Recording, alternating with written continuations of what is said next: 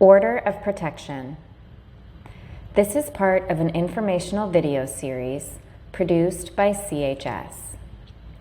This video is intended for informational and learning purposes only and shall not be construed as legal advice. CHS is not liable for any misuse of information. What is an order of protection? An order of protection is a court order that protects the person who asked for the order, the petitioner, from harm or danger by a person named in the order, the respondent. The petitioner is the person who is asking for the order of protection. They are seeking protection from harm or danger. The respondent is the person named in the order, the person allegedly causing the harm or danger. There are two types of orders of protection: emergency order of protection and plenary order of protection. We will explain both. If it is an emergency and there is a high risk of a situation becoming harmful, ask for an emergency order of protection, EOP. It is important to know the following. In a high-risk, unsafe situation, and you know harm is imminent, get an EOP. The law does not require the respondent to know about the hearing. This is for your safety. A meeting with the judge may happen immediately after filling out the petition. The judge will listen to your comments and read your petition. The order takes effect as soon as the judge approves it. An EOP lasts for 14 to 21 days. When the court issues an EOP, it sets another hearing date for a plenary order of protection.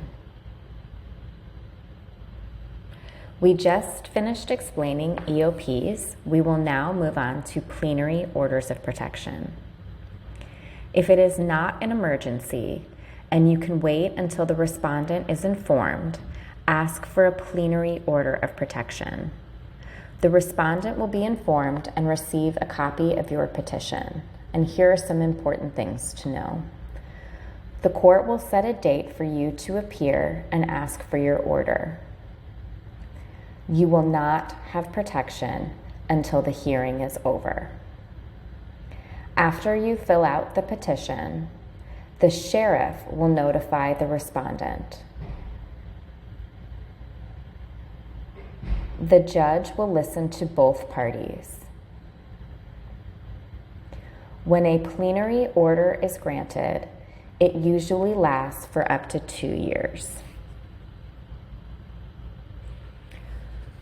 Who can file for an order of protection?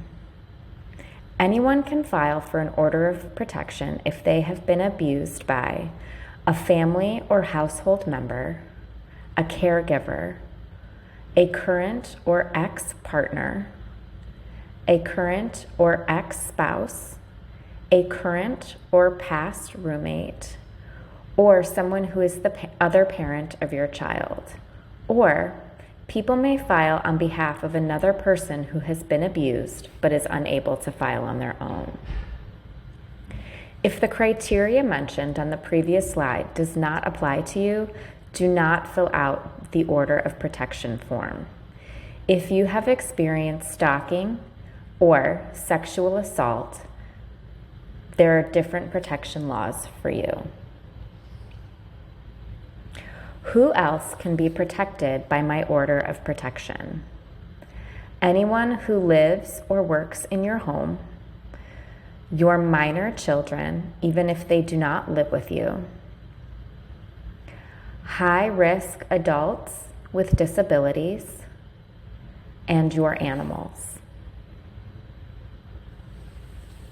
It's important to know that to file an order of protection costs no money, and it is also free to serve the respondent.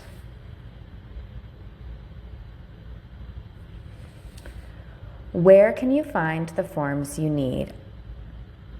Online forms can be found at the web address on your screen. You can also get printed forms from the circuit clerk at your local courthouse.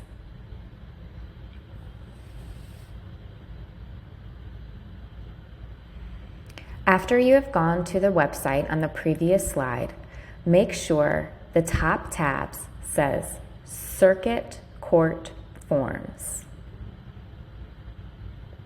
Find and click on Order of Protection. There are many forms that need to be filled out. These include the Petition for Order of Protection, Emergency Order of Protection, Order of Protection, and Summons, in parentheses, protective orders. We will explain each of these in a moment. You can download each form and fill it out to submit online. Please know that you will need access to Adobe to be able to fill in the documents and save them. Or you can download each form and fill it out by hand and deliver it to the courthouse. The first form you will need to fill out is the Petition for Order of Protection. This gives the court information to decide if you can get an order of protection. The email address and the mailing address you put on the petition for the order of protection is where important legal documents will be sent to you.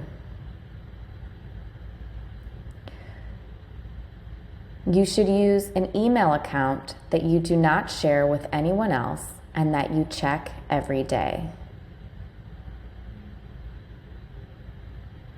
If you do not check your email every day, you may miss important information such as notices of court dates, important information, or documents from other parties. You may enter a different email address where you can get court notices if you do not want the respondent to know your email. If you are requesting an emergency order of protection, fill out that form. This will be reviewed by the judge during your court hearing. The judge may make changes to the order after you present your case.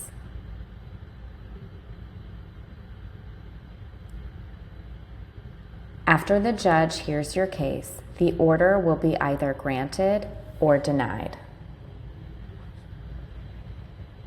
You also fill out a proposed plenary order of protection. This is a long-term request that will be reviewed by the judge during your court hearing. The judge may make changes to the order after you present your case. The order will either be granted or denied. A summons or a protective order tells the respondent that you have asked for an order of protection against them. The summons letter includes a letter to the sheriff asking them to deliver the summons to the respondent. If you need help with writing or filing the petition, ask the circuit clerk for assistance. Advocates may be available to assist you. Courts are required under Illinois law to provide simplified forms and clerical assistance to help with the writing and filing of a petition by any person not represented by a lawyer. In addition, that assistance may be provided by the state's attorney. What do I do after I fill out the forms? There are 4 main steps. Choose where to file, choose how to file, If asking for an emergency order of protection, attend the court hearing. Ask the sheriff to serve the summons to the respondent. We will expand on each step now. First, you choose where to file your forms. You can choose to file your forms with the clerk of the circuit court in the county where you live,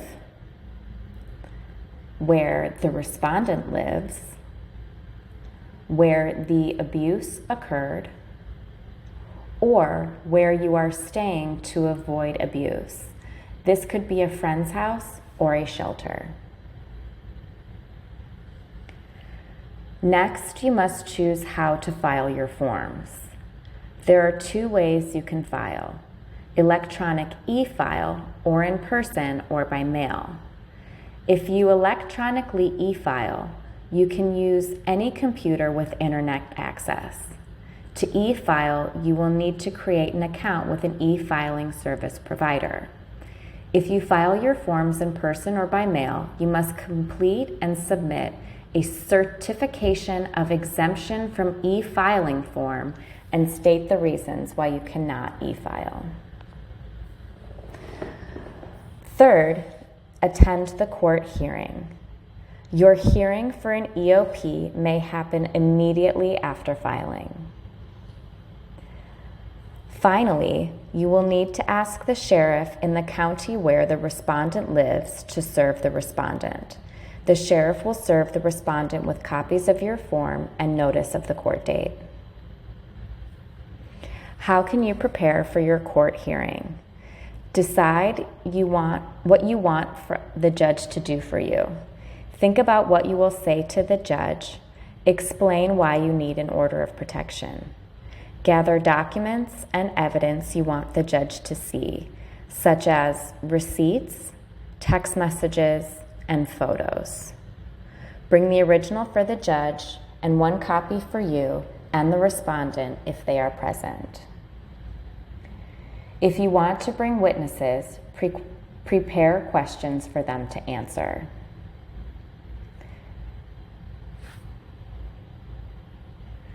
Getting ready for your court date. If your court date is by video, make sure to have the login information and make sure your technology is working. Follow the instructions on the court notice you received.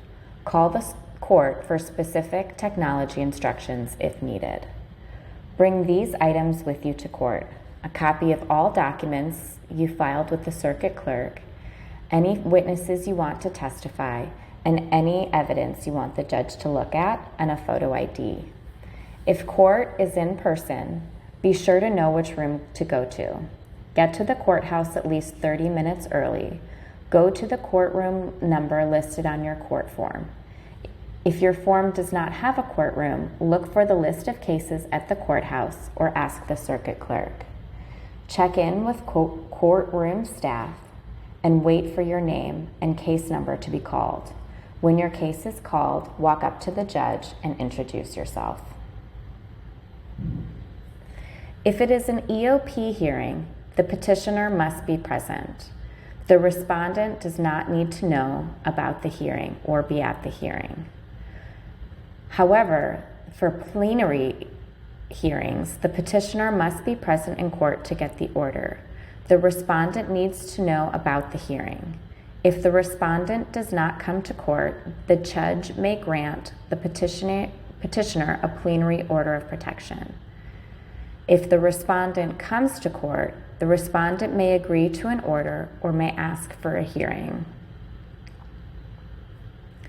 The judge can either hold the hearing immediately or give you and the respondent more time to try to find a lawyer or gather evidence. What if the sheriff could not deliver the summons to the respondent before the hearing? The judge may ask if you know a better address where the sheriff can deliver the papers and court notice. If you have an EOP, the judge may extend it and give you a court date to return. The sheriff will try again to give notice of the order to the respondent. If the sheriff can't find the respondent, you can ask the judge to allow service by publication in the newspaper. How do I present my case to the judge? Tell the judge your side of the case and answer any questions. Use evidence, including documents and photos, and bring your witnesses and ask them questions. What do I do when the respondent presents their case? If present, the respondent will also get to present their case by testifying, giving the judge evidence, and questioning witnesses. You will get to see any documents and photos the respondent brings to court. Write down your questions while they are speaking to the respondent or the judge. If you do not think the judge should consider them in deciding your case, tell them why. You may ask questions of the respondent and their witnesses. The judge has to make a decision. The decision is called a court order. After the hearing, the judge will either grant or deny your request. For emergency order of protection hearings, if granted, an emergency order will be entered and start as soon as the respondent is notified by law enforcement. You will receive a copy of the order. This order can last up to 21 days. Another court date will be scheduled for a hearing on the plenary order of protection. If the EOP is denied, you will not get an order of protection, and the case will be over. If the judge decides there is no emergency, but you may need an order, they will schedule another court date for a hearing to decide whether you will get a plenary order of protection. This means you do not have protection yet. The judge has to make a decision. The decision is called a court order. After the hearing, the judge will either grant or deny your request. If granted, the order has to be given to the respondent.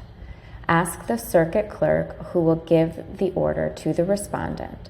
If the respondent does not come to court, you must follow the instructions under Step 4, Summons.